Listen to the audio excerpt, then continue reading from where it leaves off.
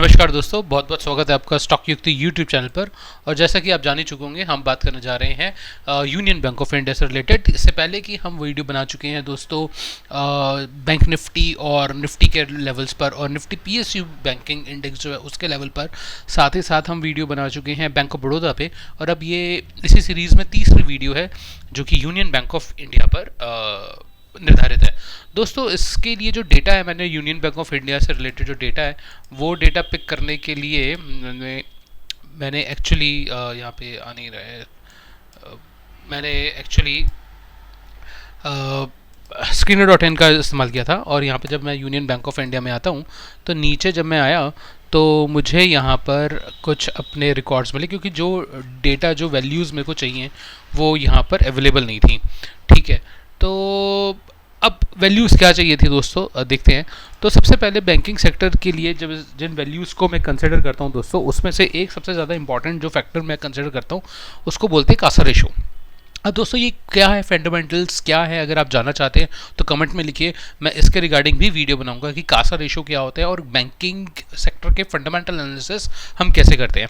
तो अगर हम बैंकिंग सेक्टर के इसमें फंडामेंटल एनालिसिस देखें तो यहाँ पर देखिए, दरअसल screener.in शायद पेड वर्जन में देता होगा इस तरह की फैसिलिटी, मगर अनपेड वर्जन में जो कि मेरे पास है उसमें, या नॉर्मल जो हम सभी के पास अनपेड वर्जन है उसमें इस तरह की फंक्शनलिटी शायद नहीं होगी अवेलेबल। तो हम लोगों ने, मैंने इसकी फंक्शनलिटी देखने के लिए सबसे नीचे जो पीपीटीज जो शेयर होती हैं बीएससी इंडेक्स में जो शेयर करती हैं, मैंने उस पीपीटीज का यूज़ किया है। तो ये वही पीपीटी है जो बीएससी इंडिया से ली गई है। तो यहाँ पे जब मैं नीचे गया तो यहाँ पर मेरे को कहीं पर कासा रेशो इस बैंक का देखने को मिला। यहाँ पे CASA ratio which is absolutely fine, right, which is 32.72%, all they कम हुआ है, जो कि एक स्ट्रैटेजिक मूव हो सकता है कासा डिपॉजिट्स में, कासा ठीक है। पर अगर हम मोटा मोटी बात करें तो ये बैंक ऑफ बड़ौदा की ऑलमोस्ट इक्विवेलेंट ही है। ठीक है, उसी रेंज में ये चल रहा है। दूसरी चीज़ एक मैं जिसको बहुत ज़्यादा मैटर करता हूँ वो होती है निम्स। निम्स होती है कि नेट प्रॉफिट मार्जिन जो होते हैं। ठीक है, तो नेट प्रॉफिट मार्जिन भी मैंने यहाँ से कहीं से उठाए थे, देखे थे। और सर दोस्तों, नेट मार्जिन जो होते हैं कंपनी के, ये बताते हैं कि कंपनी के, या चलिए शुरू से देखते हैं, एक एक करके देख लेते हैं हम इसमें। तो नेट मार्जिन्स जो है यहाँ पे निम्स ये रहा, और वो 2.9 है, और ये 2.9 भी बैंक ऑफ बड़ौदा की ऑलमोस्ट इक्विवेलेंट ही है, क्योंकि बैंक ऑफ बड़ौदा की भी 2.9 ही निम्स है। ठीक है, तो ये अपने सब केसेस हैं, तो यानी कि यूनियन बैंक ऑफ इंडिया और bank of Baroda almost equivalent ही चल रहा है। और दूसरा मैंने इसमें आरओए भी देखा, रिटर्न ऑन एसेट्स। ठीक है, और रिटर्न ऑन एसेट्स जो है वो भी बैंक ऑफ बड़ौदा की इक्विवेलेंट है, which is like bank of Baroda का 1.4 है, विच इज़ मच बेटर, और इनका 1.35 है। ठीक है, तो कोई ज़्यादा खास फर्क नहीं है, 0.05% का ही फर्क है, इतना कोई मैटर नहीं करेगा, क्योंकि मार्केट कैप में भी काफ़ी फर्क है ना। आप आरओए देख सकते हैं, यहाँ से आरओए 1.35 है, और ये बढ़ता ही जा रहा है। ठीक है, which is a very good point, right.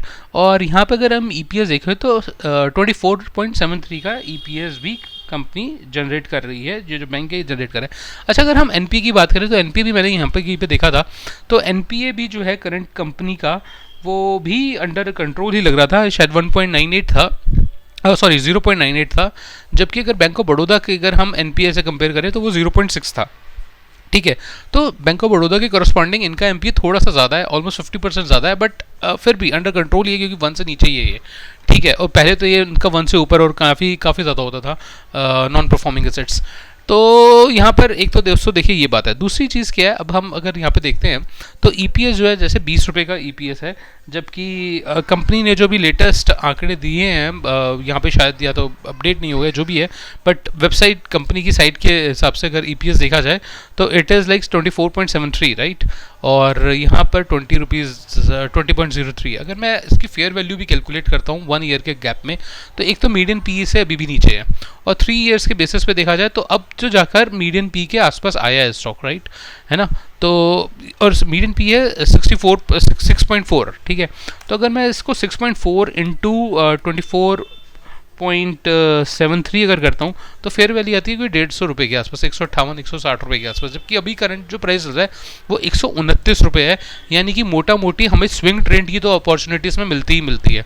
ठीक है, और अगर मैं यहाँ पर प्राइस टू बुक वैल्यू देखूँ, ठीक है, तो वो भी अभी 1.01 ही है, जबकि बैंक ऑफ बड़ौदा का प्राइस ऑफ बुक वैल्यू जो है वो 1.14 है। ठीक है, और पॉइंट बुक वैल्यू के हिसाब से देखा जाए तो ये भी 1.4 तक जा चुका है। ठीक है, तो इसकी काफ़ी चांसेस हैं कि आने वाले समय में ये दोबारा 0.4 तक और बढ़ोतरी दे हमें। ठीक है, तो अगर इस बढ़ोतरी पर आता है तो 0.4% का जो मार्जिन जो प्रॉफिट मिलेगा वो हम ही लोगों को तो मिलेगा जो स्विंग ट्रेड करेंगे इसमें।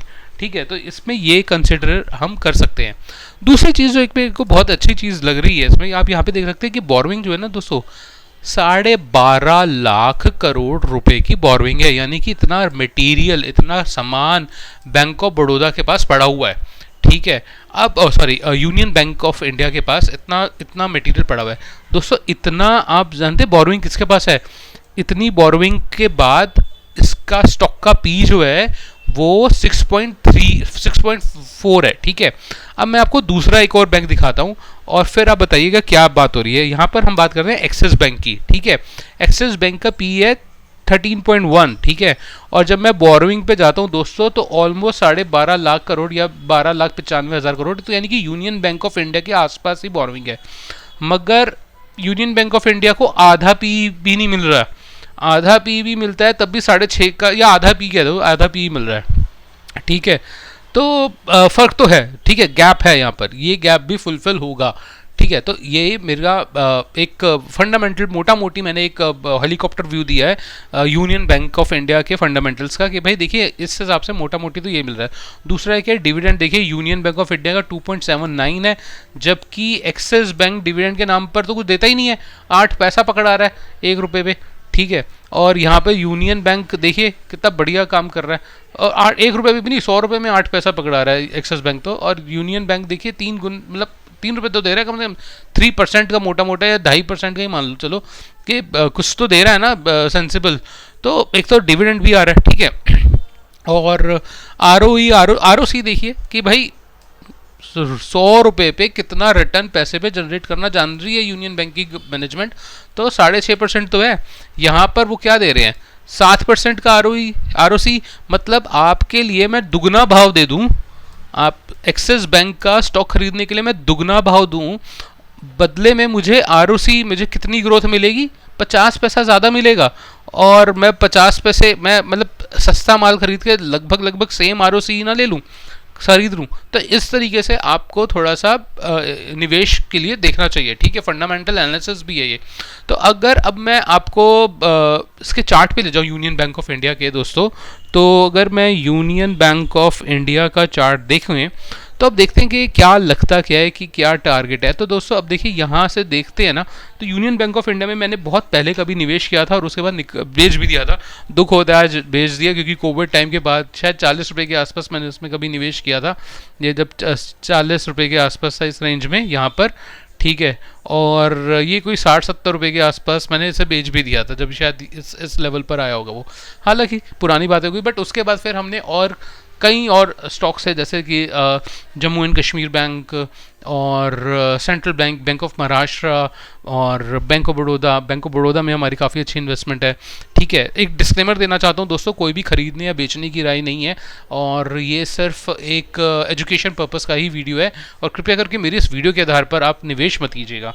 तो अगर मैं देखो दोस्तों, अगर यहाँ से मैं इसको पूरी तरीके से मैं अगर इस चार्ट को देखूं, ठीक है, तो एक तो सबसे पहली बात है मेरे को यहाँ पर ये जो चार्ट है ये एक इस पॉइंट पर जाता हुआ दिख रहा है, तो ये साफ तौर पर एक स्विंग अपॉर्चुनिटी तो बनी रही है हमारे लिए।